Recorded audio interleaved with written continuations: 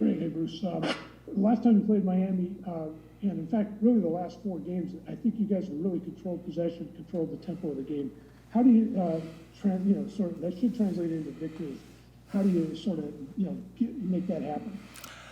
Well, I'm going to give you the real obvious answer to that question. We need to score more goals than they score. Possession's a completely bogus statistic. That doesn't win you games. What wins you games is not conceding goals and scoring goals, and to make it as simple as possible. The last couple of games we played against them, the last game of the regular season in 2021, and 3 weeks ago, 4 weeks ago, whenever it was, we had some good control of the game. In Miami, we scored the first goal. We played well for 25 minutes or so, very similar to the game in DC last week, and we then made a few mistakes, and it cost us dearly. So back again to your question, to turn things around, we've got to be a smarter team. We've got to cut down on some of these crucial errors we've made, and we got to continue to score goals and put the other team under pressure. Next, we go to Jamie Rook from Last Word on Sports. He'll be followed by Tom Quinlan from WPRO. Jamie, you're unmuted now. Hi, Bruce. Having faced Miami just a few weeks ago, is there anything specific about them as a team that you've learned that can be applied this weekend? Well, I don't think there's anything we've learned as much as we do understand that they have a pretty good defensive posture, the way they want to play, and they want to get out on the break. We've got to do a better job breaking them down, and then obviously eliminate some of the mistakes we made down in Miami a few weeks ago. But they've played well, give them a lot of credit, and I'm sure they'll come in with a real plan this weekend, and probably really focused on defending well as a unit, like they've done in the games they've won this year, and we've got to be prepared for that. Next, we go to Tom Quinlan from WPRO. He'll be followed up by Jeff Lemieux. Tom, you're unmuted now. Hey, Coach. Just want to get your thoughts on Omar, Jozy, Sebastian. Just your thoughts on their performance so far since joining the team.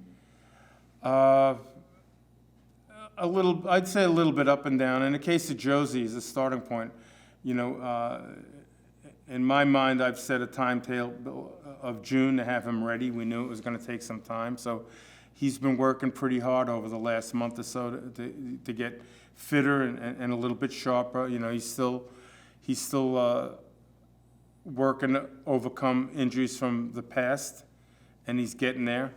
Omar's had some good games, a couple of mistakes along the way, which is all part of it, but he's been a good addition to our back line with his experience. And Sebastian has been solid, but my expectations for Sebastian are greater. I think he can be a more influential player on our team, and I think he's going to show that as we continue to move into the season. He's working real hard, and I think there's a lot of good games ahead for him.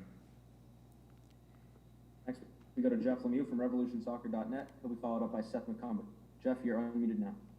Bruce, I know you just mentioned on another interview that the full squad trained today. So just how big of a step is that just to get this group healthy enough to get them all on the field? Well, that's a starting point. We've had games this year where we weren't able to dress 9 reserves, which is permitted. So now that we have a full roster, it's going to give us more competition in training. Guys can push each other. It's going to make the job for the coaches in some ways easier, in some ways harder because of the selection issues. But I think it's a real positive that we have a team that's now healthy. We'll take one more question. That'll go to Seth McCumber from the Bent Musket. Seth, you're unmuted now. One of the talking points after the game was about the passion shown by Carlos Gil when he came out to the third goal. You said you wanted to talk about what was said there between you guys, but were there conversations afterwards? As a coach, what do you think of a player who has that type of passion during the game? I see it probably almost every game in my career. I don't know how how people are making so much of that.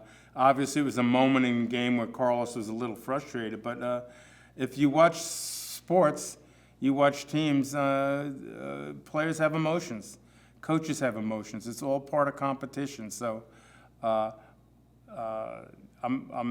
not disappointed by what he demonstrated. I kind of like the fact that he's so competitive and he wants our team to be successful. So, to me, that wasn't an issue at all. Okay, Bruce, that's all the questions we have. Thank you.